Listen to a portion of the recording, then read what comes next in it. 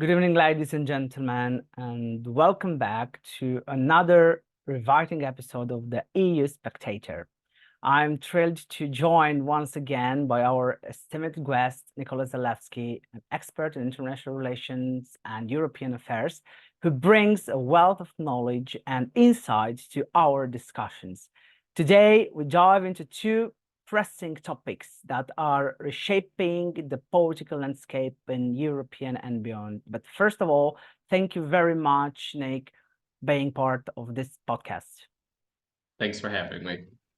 So first on our agenda, it's a deep dive into the aftermath of the 2024 elections in Portugal and the ripple effects they are sending through the corridors of power in the European Union, with Portugal being a key player in European Union politics. The outcome of its elections has far-reaching implications for the upcoming EU elections campaign. We'll explore the winners, the losers, and the emerging trends that are shaping the political landscape in Portugal and beyond, providing valuable insights into the dynamics that will define the European election campaign. Next, the second topic on our agenda, we turn our attention to a developing story that has captured headlines across Europe, but especially in Italy, the arrest of three Palestinians over alleged terrorist plans in Italy. Against the backdrop of the recent Gaza war and heightened tensions in the Middle East, this incident has sent shockwaves through European capitals and raised urgent questions about security, immigrations, and the EU's role in addressing global conflicts. Well, we will examine the potential impact of this incident on the EU elections campaign and how political parties are likely to leverage into sway public opinion and shape their policy agendas. So, Nick, the 2024 elections in Portugal have yielded significant outcomes that are reverberating throughout the European Union, offering, I think, valuable insights into the evolving political landscape in one of the bloc's key member states. At the forefront of these elections, we will be able to see the battle for parliamentary seats between traditional political parties and emerging challenges. We will be able to see the political game for forming the government and reflecting shifting voters' preferences and growing discontent with the status quo in Portugal, but not only. The results, which I think we saw the incumbent Socialist Party secure a narrow victory, underscore the resilience of mainstream parties in Portugal's political landscape, despite the emergence of new contents. The Socialist Party, led by Prime Minister Antonio Costa, managed to retain its positions as the largest party in the Portuguese parliament, albeit with reduced majority. While the party's victory reaffirms its dominance in Portuguese politics, the diminished margin of victory reflects a broader trend of electoral fragmentation and voters' dissatisfaction with mainstream parties. Moreover, the Socialist Party's ability to secure a governing coalition and maintain stability in the face of internal and external challenges will be closely watched in the coming months as Portugal navigates the complexities of post-elections governments.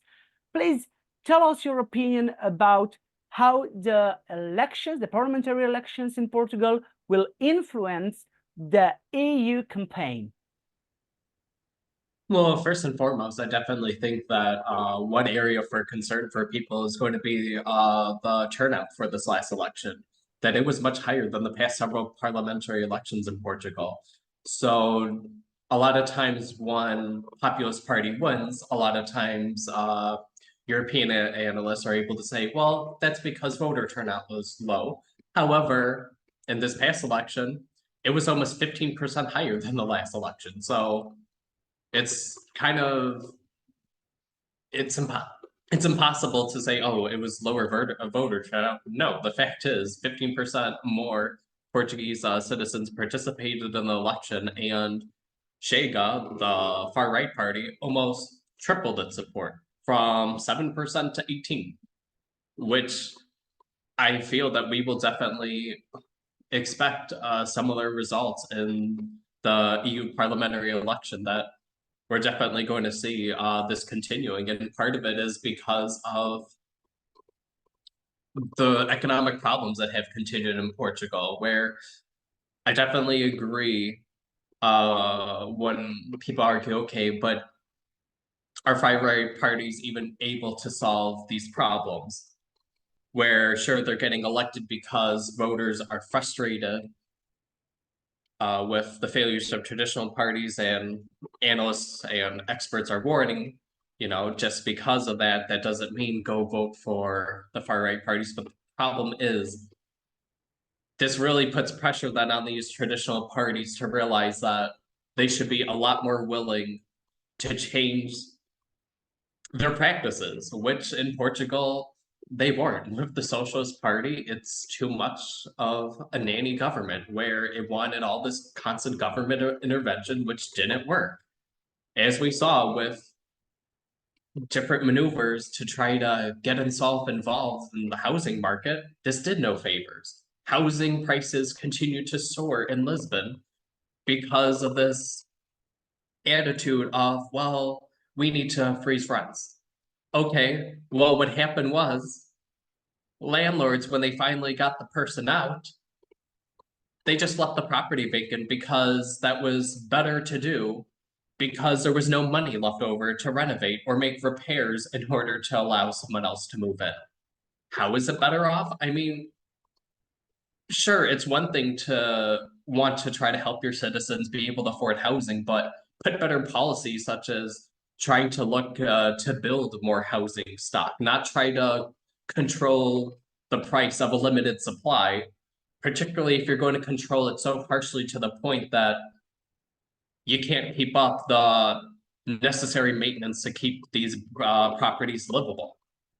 And then another issue, which the current government just completely failed on, was the very high immigration from Portugal, of Portuguese citizens having to look to other nations for better salaries just because of how unlivable the wages are in Portugal. Currently, Portugal is the poorest EU member state in Western Europe.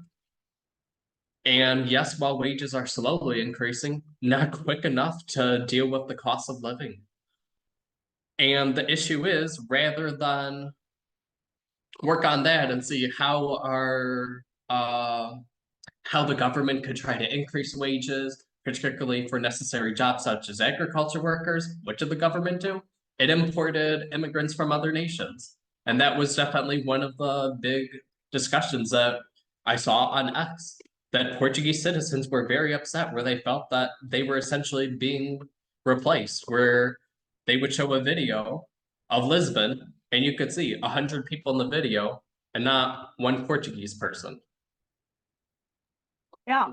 This isn't against immigration. It's just that this isn't beneficial for anyone, because the reality is you're not helping out your own the Portuguese citizens, but then at the same time too, you're having the government take advantage of these immigrants who don't necessarily realize the cost of living in Portugal. So sure, they come to do these jobs that Portugal needs, such as working in agriculture or other low-skilled jobs, and then they're stuck trying to live in a country where it's very expensive to live and the wages aren't high enough. Yeah, I totally agree. We already established in the previous episodes that the immigration and the social the social topic and the social agenda will be a hot topic for this EU campaign. But yeah, returning to the results of elections in Portugal, meanwhile, the center-right Social Democratic Party, PSD, emerged as the main opposition force, consolidating its position as the primary alternative to the ruling socialists. But despite failing short of victory, the PSD's performance in the elections signals its resilience and enduring appeal among Portuguese voters. Presenting the party as a formidable contender in future electoral contests. I think that with a renewed mandate to hold the government to account and offer alternative politics, the PSD role in shaping the political agenda in Portugal will be instrumental in the years ahead. But I really don't know if PSD will succeed to form a government, even if they are claiming the victory in the elections. What's your opinion about this? no, I agree. As experts have pointed out, that they would almost certainly have to work with Chega to construct a ruling coalition, which, it depends if they're willing to do that or not. And the issue is that I know a lot of people would be quick, oh, well, they shouldn't because of different very extremist beliefs. But the problem is, too, that these nations have to do something. And the issue is that because some of these economic problems have gone unresolved, we're now at the point that these parties are getting too large that they can no longer be ignored. Where in the past, if it was only 5 or 6% of the vote, or just in 2022, they only received 7% of the vote, it's a party you could easily ignore and don't have to involve in the ruling coalition. But now it's at the point it's hard to ignore them, and at the same time, ignoring them wouldn't do anything because even if these parties were unwilling to include them, you're going to have another election and have a similar outcome because people are upset, or possibly even outrage people to vote even more for Chega for trying to ignore the party. I mean, in this case, Portugal will become a new Bulgaria. Yeah, no, exactly. Where Bulgaria just has had election after election. And the reality is,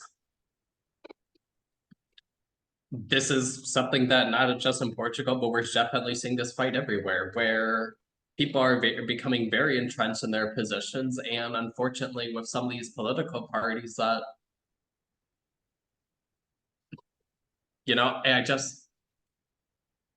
it's hard to suggest a proper proposal because for people to say, well, you shouldn't include Chega, it's like, well, okay, but should it really include the ruling Socialist Party, which didn't resolve Portugal's problems? What are they going to bring to the table? They're not going to be helpful either.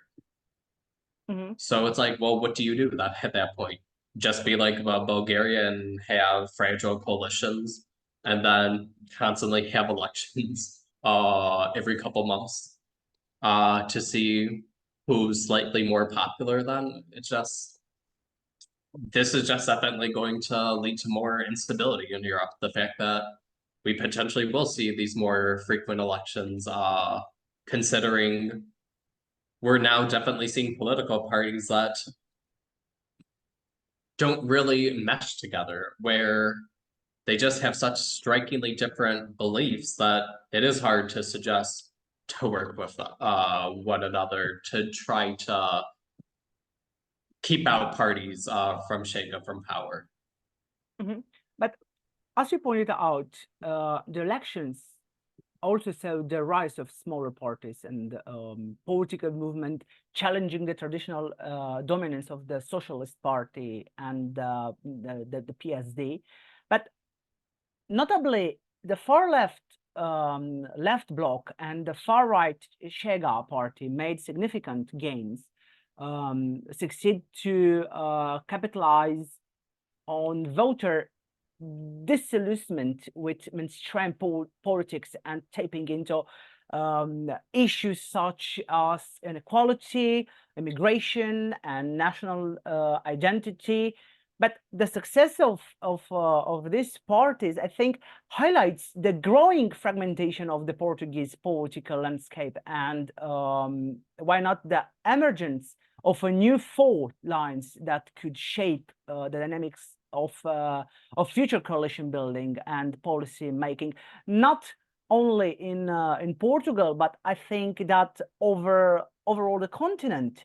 As Portugal grapples with pressing challenges such as economic recovery, social inequality, and environmental sustainability, I think the outcome of the 2024 elections will have far-reaching implications for the country's future trajectory and its role within the European Union, but also will have implications for the European elections.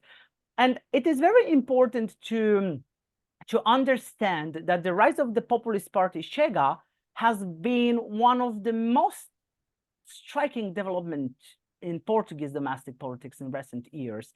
Led by a very charismatic leader, André Ventura, Chega has capitalized on growing discontent with mainstream parties and tape into nationalist sentiments and anti-established rhetoric and concerns over, as you mentioned, immigration and crime. In the 2024 elections, Chega made significant gains, securing a notable presence in the Portuguese parliament and consolidating its position as a force to be a third force in the Portuguese parliament within domestic politics. So, how can we interpret this in the context of European elections?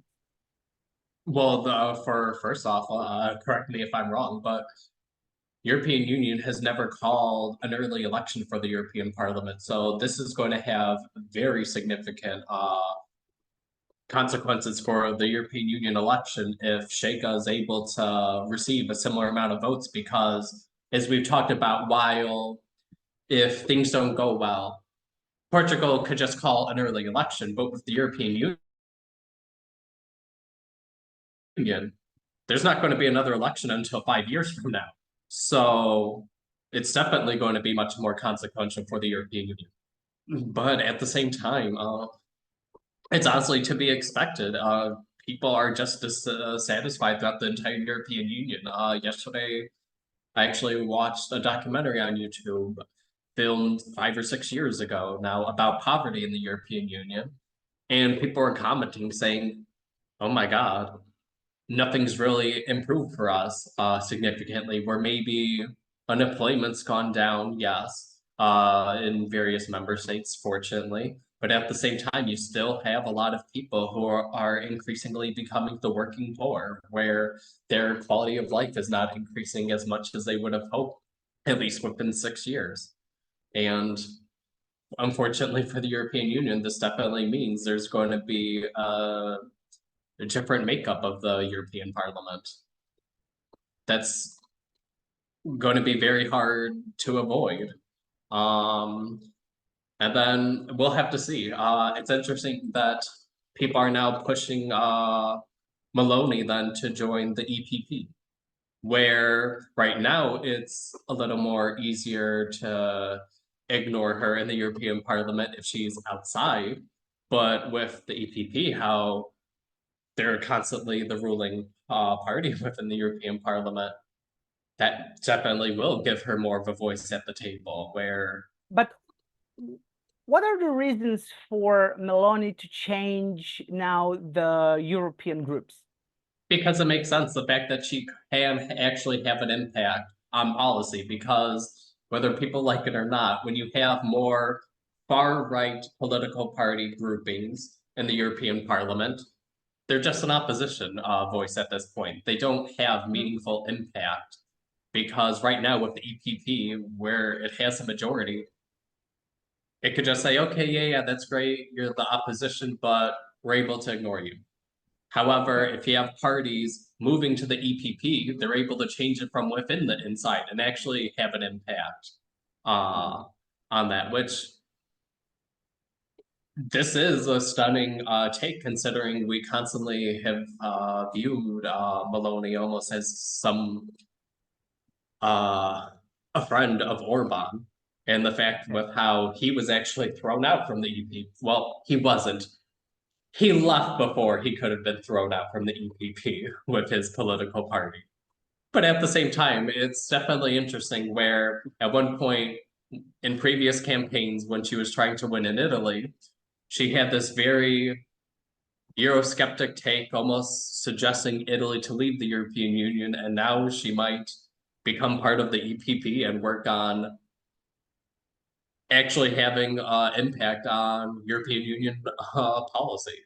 So, do you believe that to be part of the European Conservative and Reformist Party and ECR group in European Parliament, it's a kind of stigma for a political party?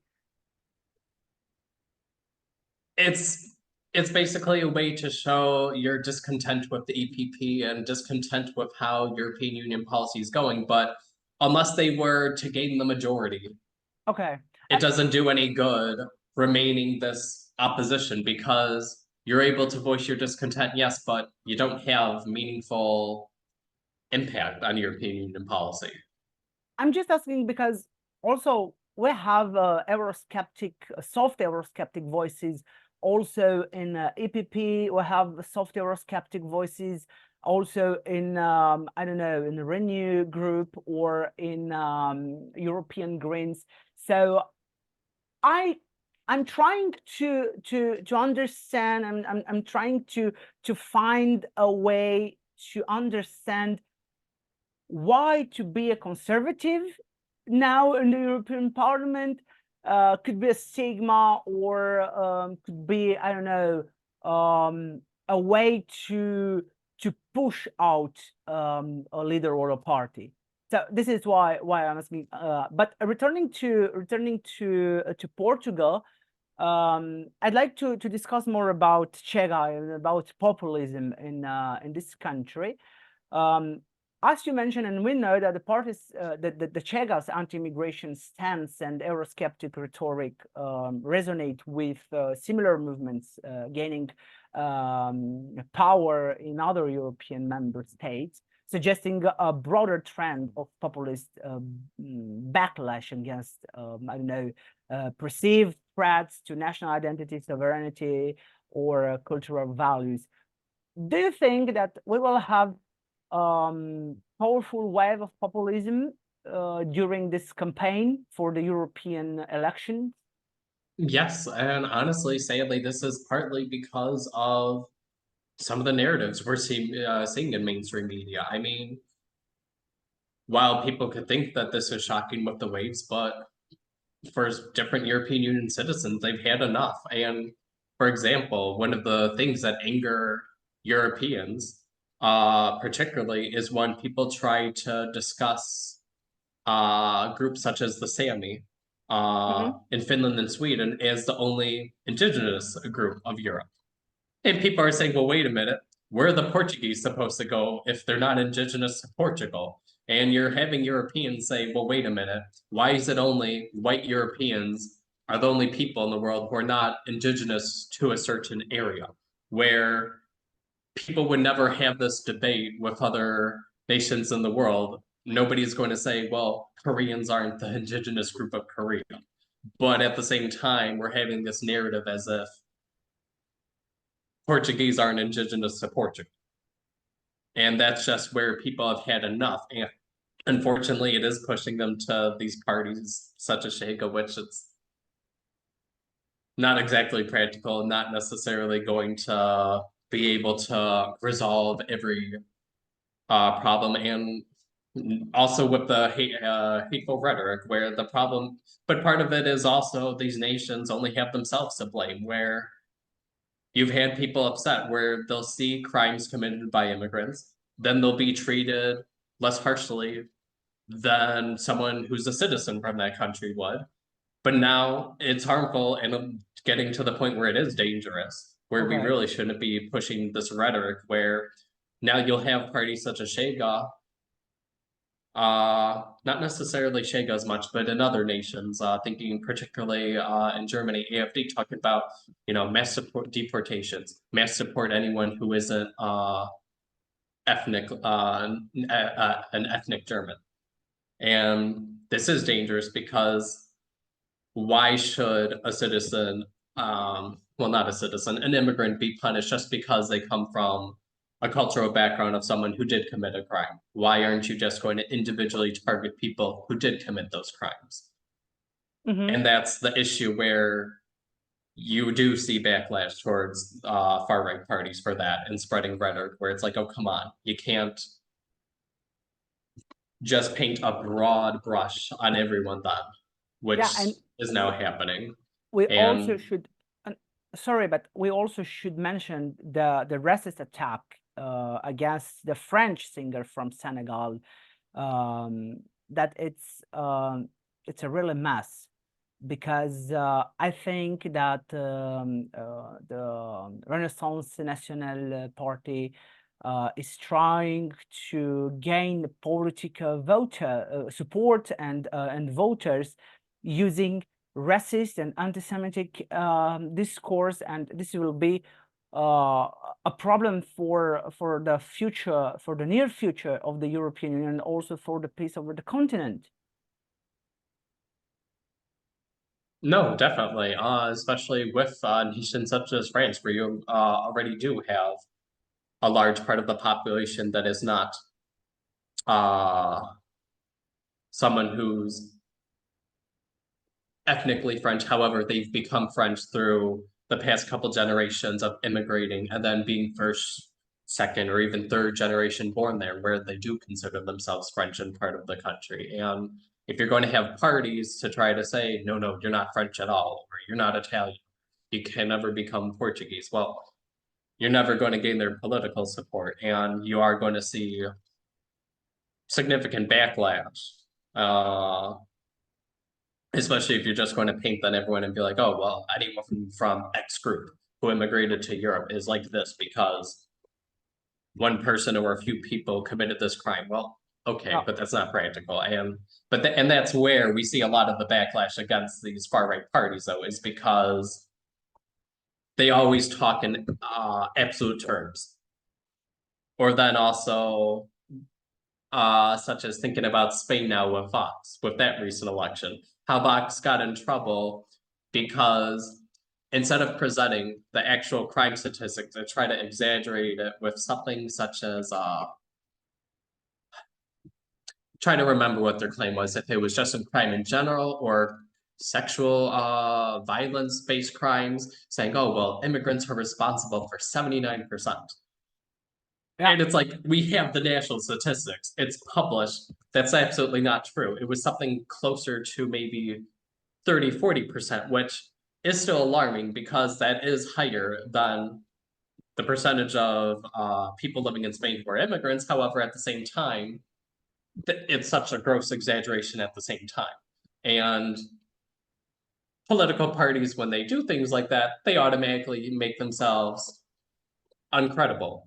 Mm-hmm. And definitely leads to the rightful conclusion of how are you going to be able to be in charge of these nations and potentially in charge of the European Union Parliament if you're just going to completely lie and spread misinformation when the statistics are right there. I mean, it's almost as if some of these political parties are using tactics from the past, which no longer work because not only do people have access to computers and the internet, we have access to cell phones, which Yeah. act as our little computers. So come on, when people could fact check in 10 seconds and say, well, actually, that's not true. We have the national statistics. But I mean, and that's just where it is. You know, And that's the issue. These political parties, such as Vox, are not going to get anywhere, really, if they don't focus on what's happening in reality and then creating strategies on reality. And you're not going to get any main support for these parties if it clearly shows that they're just living in a alternative reality. Yeah, but it's very strange for me because I'm a watcher of French politics, and for me it's very interesting that Rassemblement National and Marine Le Pen decided to have this kind of racist discourse. It's not a surprise, but it's a surprise that Reconquête decided to be silent in this big scandal, and also President Macron decided to have a public opinion about this racist attack against a French citizen.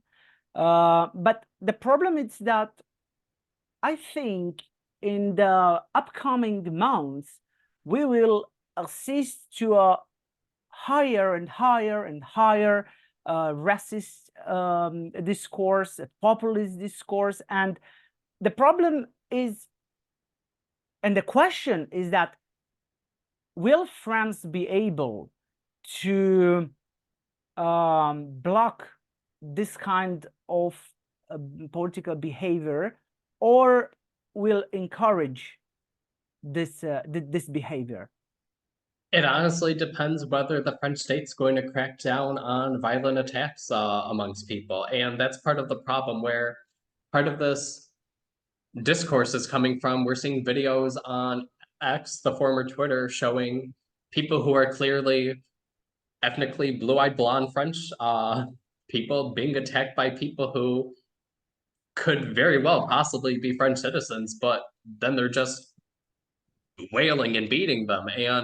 But part of the problem is then, rather than acting rationally and pushing for better police response, a push to hold anyone responsible of crimes throughout France, then you're seeing it continue and become this vicious, all-out race war then, where rather than, okay, let's just push to live in a civilized society that values law and order, it's then just turns into this race war, and you're going to see Le Pen try to capitalize on it. Yeah, but it seems like the democratic institutions in France are not working anymore. No. No, but at the same time, you could have more of a push then to push for them to work and say, well, wait a minute. Why aren't we dissuading people from physically attacking each other on the streets? This isn't beneficial for anyone. Mm-hmm. But at the same time, unfortunately, people have taken the message, all press is good press, way too far, where now you're going to see people, rather than, like I told you, push for, okay, let's push for law and order. It doesn't matter what ethnic background, what citizenship you have. We're going to hold everyone to the same level, where everyone has to obey French laws or you will be arrested, regardless of your background. Instead of seeing that, you're just going to have politicians try to capitalize on this race-fueled anger and see a race war. Obviously, this isn't what's best for a nation. It's not productive. It doesn't get anyone anywhere. Okay. But you just see where, rather than political parties were in the past, it seemed like they at least were more willing to work with each other.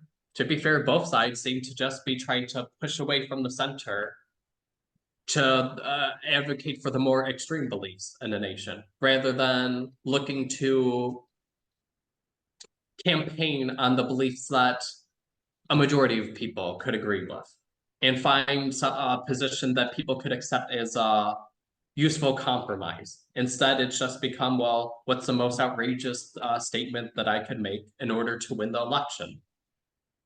And there's no longer the concern about whether it's practical or not. Okay. And having discussed the intricacies of the Portuguese electoral landscape and implications of Chega's ascent, the implications of Reconquête and Rassemblement National, we now pivot our attention to a pressing international issue with profound implication for the European politics. The fallout from the Gaza war and its reverberation in Italy. This recent development involving the arrest of 3 Palestinians in Italy over alleged terrorist plans has ignited debates over security, immigration, and the European response to conflicts in the Middle East, and also EU's response to domestic security here in Europe. I guess the backdrop of heightened tensions and humanitarian crisis in the Middle East, Gaza. The Gaza war has become a focal point in the EU elections campaign, with political parties seeking to capitalize on public sentiment and shape their policy agendas accordingly. And the recent arrest of the 3 Palestinians in Italy on suspicion of terrorist activities has sent shockwaves throughout the country, raising concerns about security and potential threats posed by extremist elements operating within Europe's border, but also within Italian borders. According to Italian police statement, the individuals were approached in the cities of L'Aquila and stands accused of involvement in terroristic cells affiliated with the brigades of the Al-Qaeda Martyrs, an organization designed as a terrorist group by the European Union. And this development underscores the transnational nature of terrorism and challenges facing European authorities in combating radicalization and extremism. So please tell us more about how this episode will influence the Italian politics.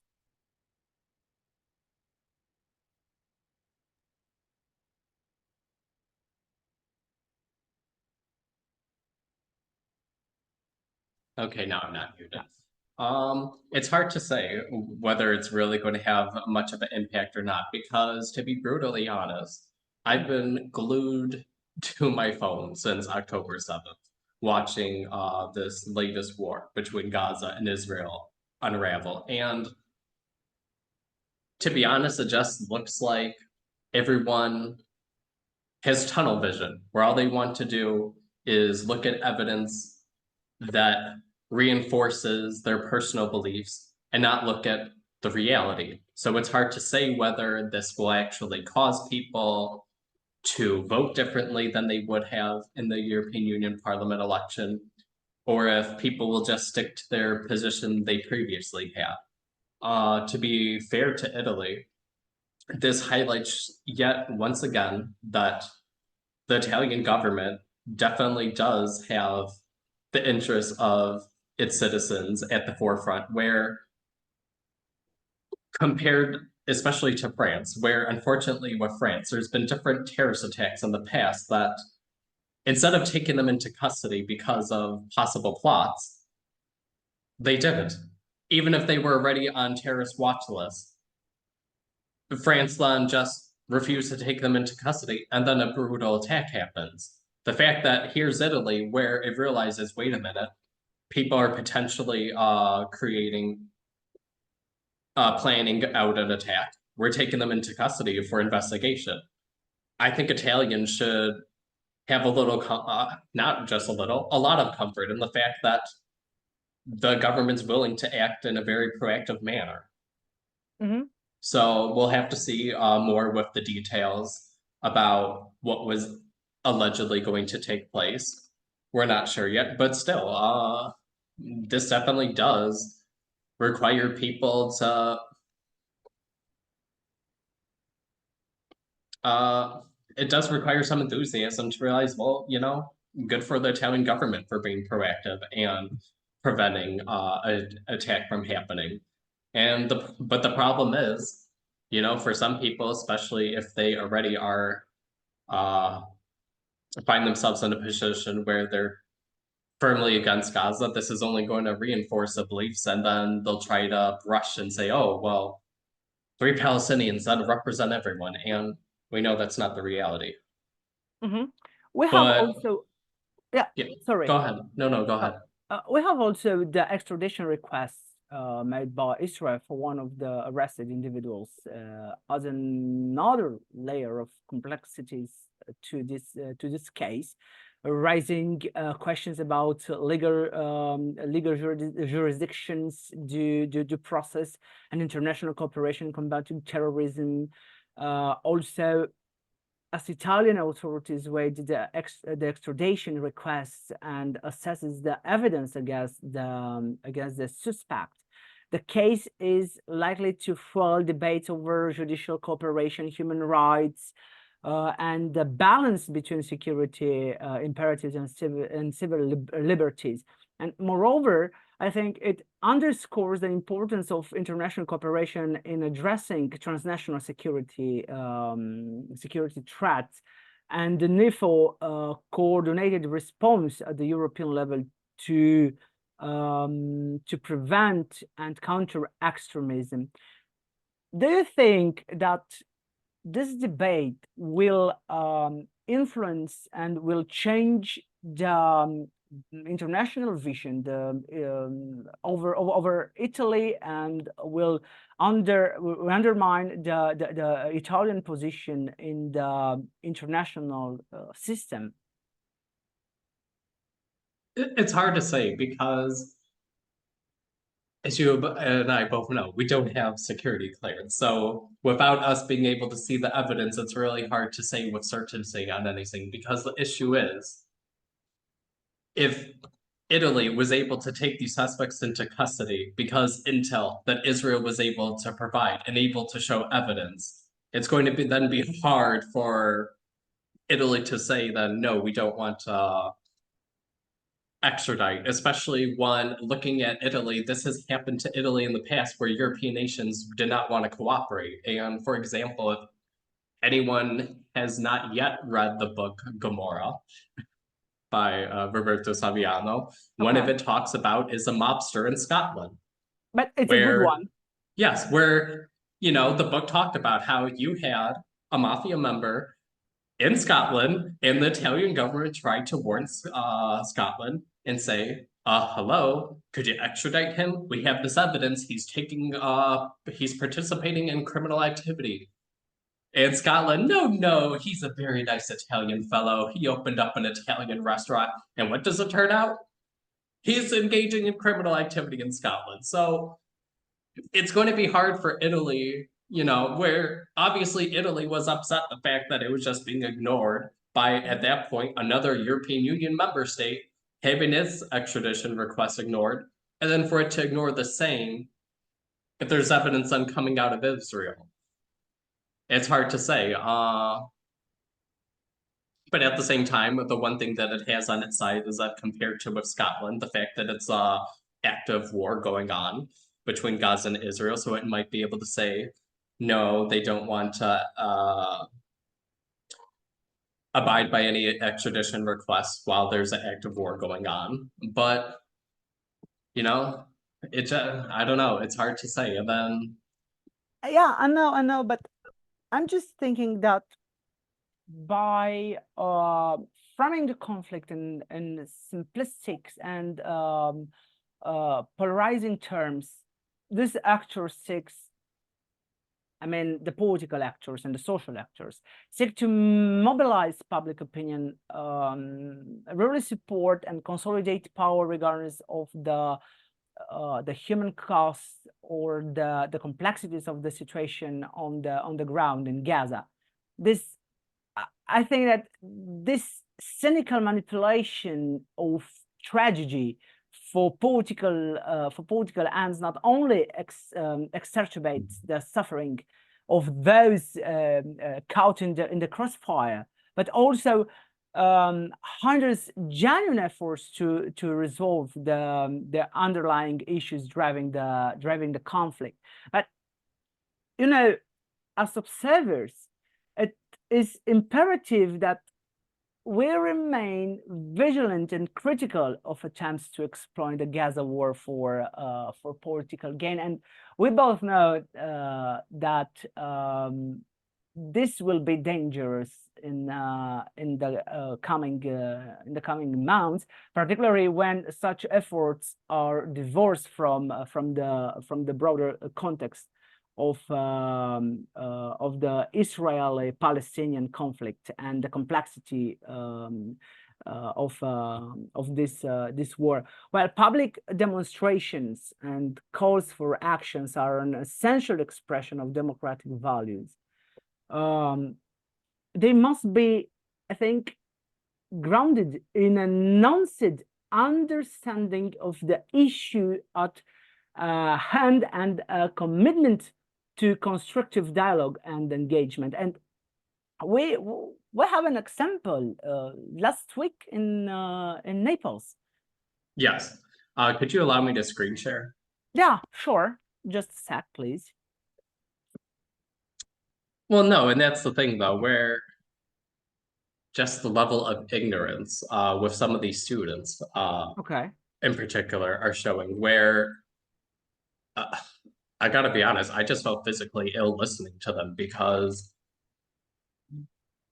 with students, where I constantly see this narrative where it was very popular in the United States, now it's spread to Europe, that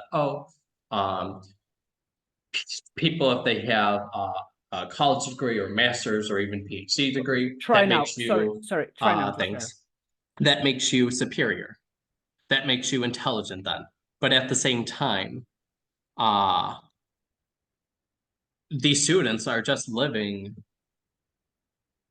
in an alternative reality. I mean, if I could try to zoom in, not only do they have the Palestinian flag, they have the updated LGBTQIA plus community flag and the trans flag. And with what they were shouting, it was very apparent that anything negative in the region is 100% Israel's fault. And I gotta be honest, these students are showing that they did not yet earn their degrees. They cannot think critically about the situation. They're really going to sit here and try to pretend that different problems in Gaza are not a result of Hamas. We're going to sit here and pretend that Hamas is pro-LGBT, pro-women's rights, because that is the thing. This protest took on International Women's Day.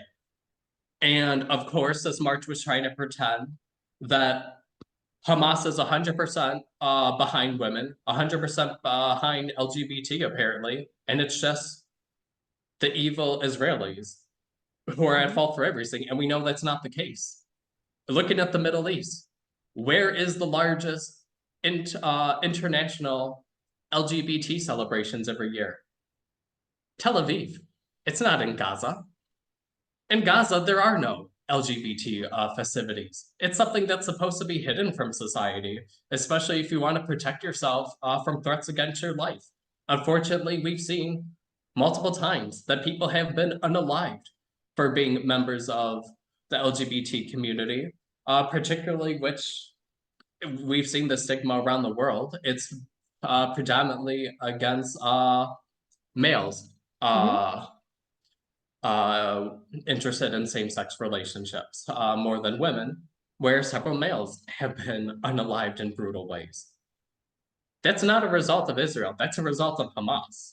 And it's just, these students show such a level of ignorance where they want to try to pretend that everything is a result of Israel, nothing, acting as if Hamas has no autonomy over the region, which, okay, did they miss the news from 2005? Since 2005, there hasn't been a single Jew in Gaza. This was a part of the attempt to pull out and say, okay, here's an area that's just going to be for Palestinians. And you're still going to have people, oh, well, the occupation, the occupation. No, a lot of this too is because of the horrible atrocities that Hamas commits without any issue. And okay,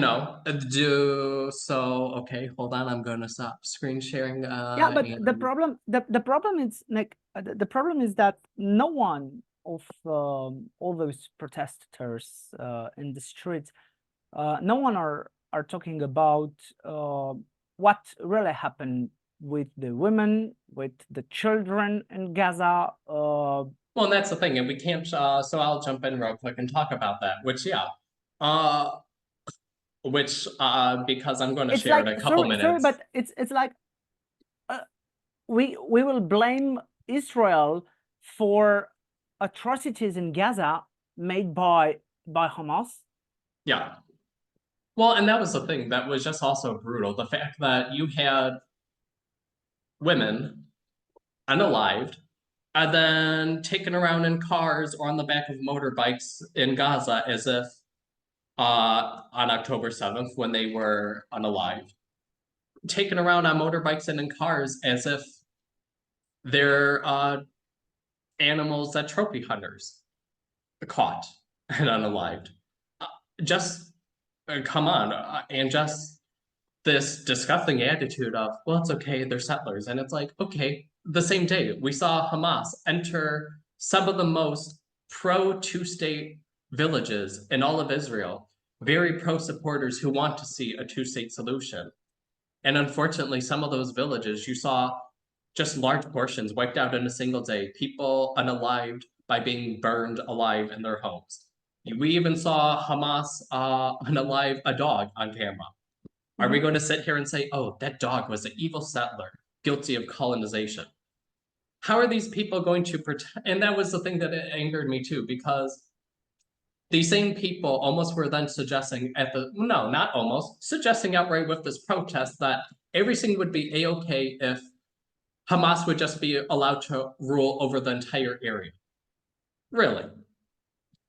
Are we really going to pretend that Israelis should just subject themselves to living under Hamas? Because the reality too that side doesn't want to talk about is that you had people killed that day. Oops, unalived. Hopefully YouTube doesn't catch that. You had a poor bus driver. All he did was work at that music festival. And there he is begging for his life on camera, saying, I'm a Palestinian Muslim. And that didn't matter. They unalived him. And our ignorant colleagues at that university are going to pretend that Hamas could just easily rule over in a democratic fashion, that more people wouldn't be put at risk. Come on. And just the other thing that I'm going to share screen real quick is the fact that Hamas is guilty of that alleged slaughter with the hospital. The fact that Hamas, Gaza Ministry of Health, run by Hamas, alleged that over 500 people were killed when a hospital was struck. The problem is, which outside sources are also verifying, that's from a Hamas missile that misfired. And it was estimated that in the first month of that war, 12% of the missiles misfired and were then coming back down on Gaza and killing people. Oops. Yeah. Yeah, the Gaza war became a problem also for the European Union.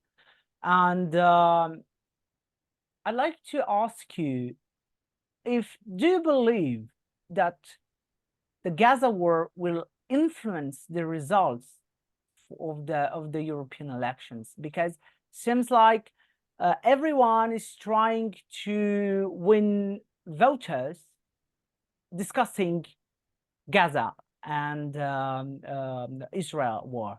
I gotta be honest, I really think that people are going to remain entrenched in their positions because unfortunately, a lot of those people who protested March 8th, they're never going to watch this podcast. Yes, we're starting out, we're a small podcast.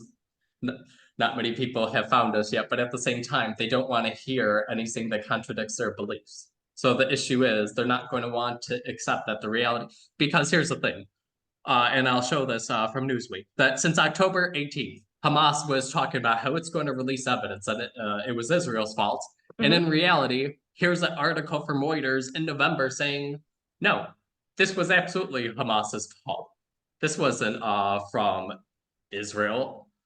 And the issue, too, is that it's just, I just don't understand how, but people did mention this on X, and I definitely like how someone put it this way of how it's very cruel how people are talking about this war as if they're supporting their favorite football team.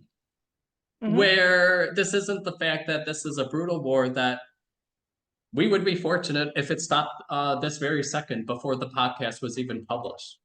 That would be beneficial for civilians. Yeah. And that's definitely the thing that people forget on both sides, is the fact that, you know, unfortunately, there is this big push to say as if Hamas, as if every Gazan civilian is associated with Hamas, which, oh, come on. We know from the one and only parliamentary election it had, and then took over. Yes, while it was the most voted for party, you still had a large portion of the population that did not vote for it. You have many Palestinians on Twitter who are very adamant that they're against Hamas. So you can't inflate it and pretend and that's where people are almost acting where it's like, come on, we're talking about humans now. Let's not just act as if we're casually supporting our favorite football team. And it just, but, you know, and unfortunately, hold on, let me, okay, oh yes, this tweet that's really relevant for these protesters, where the issue is people want to act as if Israel is directly targeting civilians. One, here you have, which if anyone doesn't realize, this claims to be the largest independent media source in Gaza. Who knows if not, because there's been discussion whether or not this is simply another mouthpiece for Hamas. But here we can see with the translation that, and now it's deleted, partially because you don't want evidence then showing that that they were advocating for people to ignore military warnings from Israel, which is here they're acknowledging the fact that Israel was dropping pamphlets to try to get people to civilians to evacuate in order to decrease the amount of civilian deaths. And here you have a media source from Gaza advocating for people to sacrifice themselves. Which, I don't know about you, but I definitely agree with people who are acknowledging that with this type of language, it definitely seems like Hamas, because people who, even if they're neutral towards Hamas in Gaza, they're not talking like this. This, unfortunately, is the extremist type of rhetoric that we do see coming out of Hamas, because your typical Palestinian who talks about it where they're either don't really know who the heck to even support, where they're not necessarily completely against Hamas, or the ones who are fully against Hamas. They would never talk in this manner. Oh. And the problem is you have these students talking as if Hamas is this wonderful political group. And the irony is, before this, a week before, you had the communists campaigning, which leads me to another video.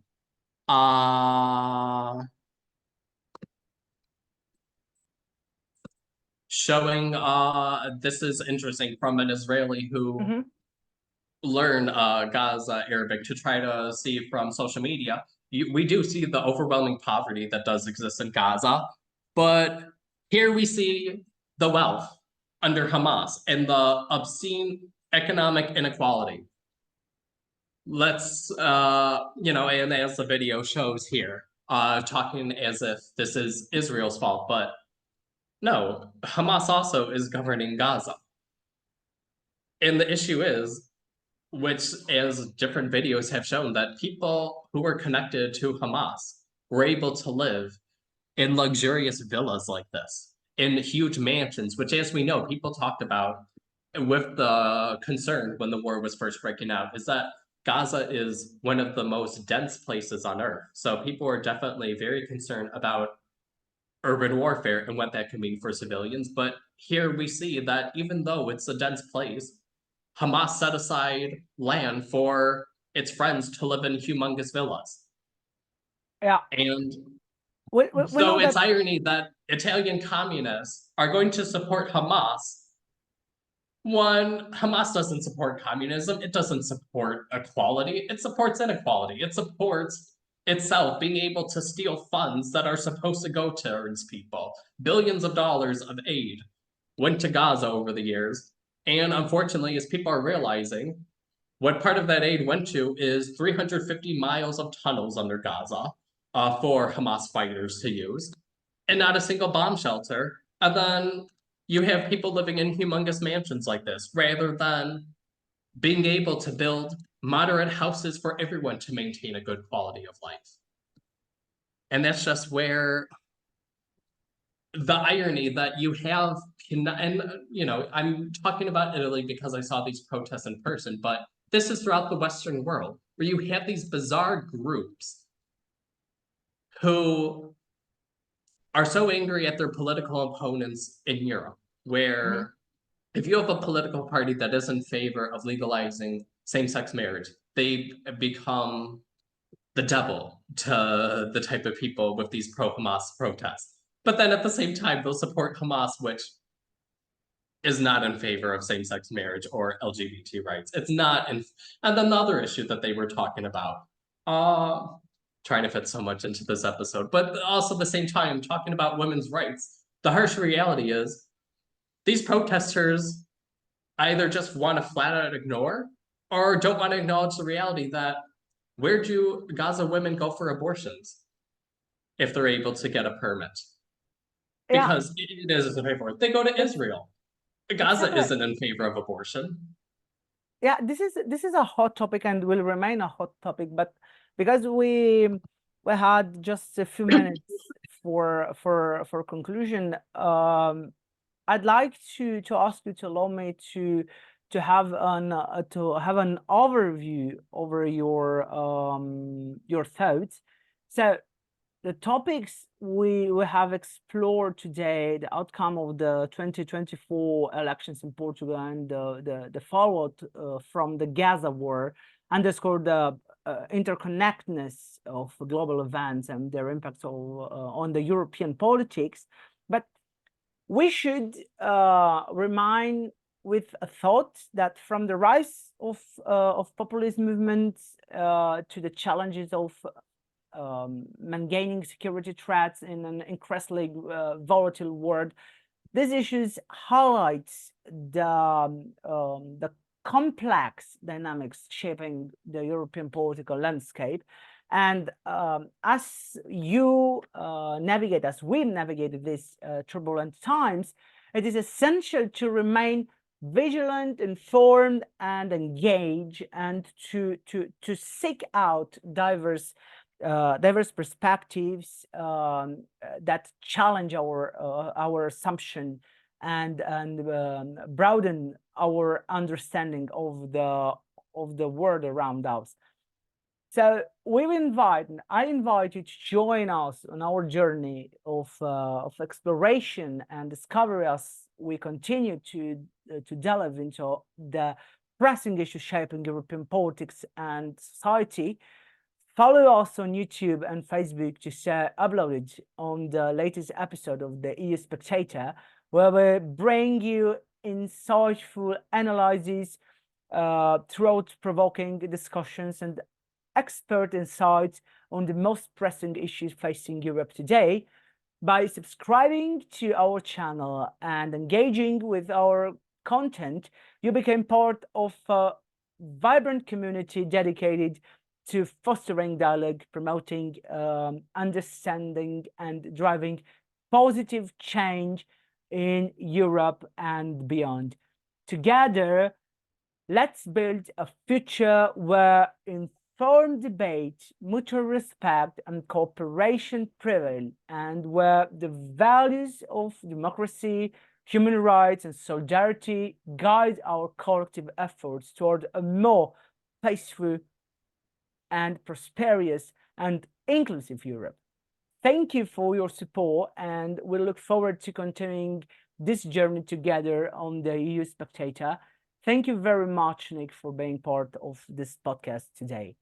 Thank you for everyone for your attention. If you made it throughout this entire episode, please make sure to subscribe, give this video a like, and comment with any of your thoughts. And for heaven's sake, stop viewing the world as black and white. In reality, there's so much gray in the middle. And with this, what I mean is nothing is definitive, as people want to pretend. So let's stop pretending that when we're discussing some of these significant issues that it's as if we're just going to cheer for a football team that doesn't have a significant impact then on our futures then. And until people are willing to realize this, willing to reach across the aisle and work with people that they might not necessarily agree with 100%, unfortunately, we're not going to see things improve. Yeah, thank you very much, Nick. And ladies and gentlemen, this is for tonight. See you to the next episode of the EU Spectator. Thank you very much.